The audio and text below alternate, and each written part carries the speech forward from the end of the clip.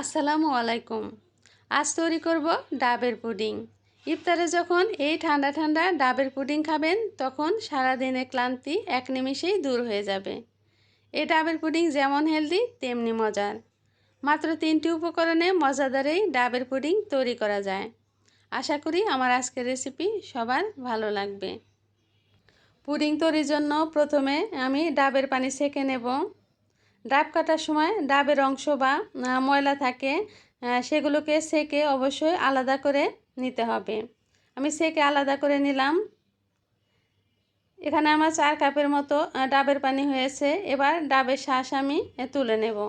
একটা চামচ দিয়ে আমি ডাবের শাঁস তুলে নিচ্ছি। আপনারা চাইলে কোনো গ্রেটার দিয়েও এগুলোকে তুলে নিতে পারেন, তবে ডাবের শাঁসটা বেশি শক্ত হওয়া যাবে না।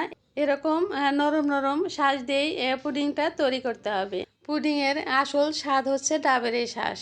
এগুলোকে আমি আরও চিকন করে কেটে নেব। চুলায় একটি পাতিল বসিয়ে এখানে আমি দিয়ে দিচ্ছি ডাবের পানি।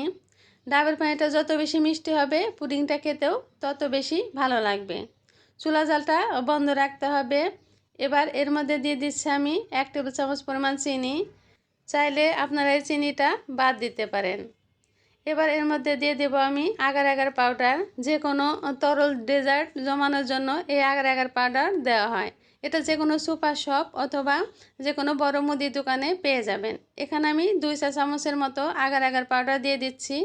তবে চুলা জালটা অবশ্যই বন্ধ থাকতে হবে।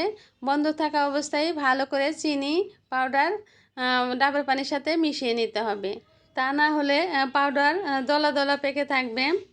এবার চুলা জালটা আমি অন করে দেব। এরপর আমি 2 থেকে 3 বারের মতো পানিতে বলক তুলে নেব। খুব বেশি জাল দেওয়ার প্রয়োজন নেই।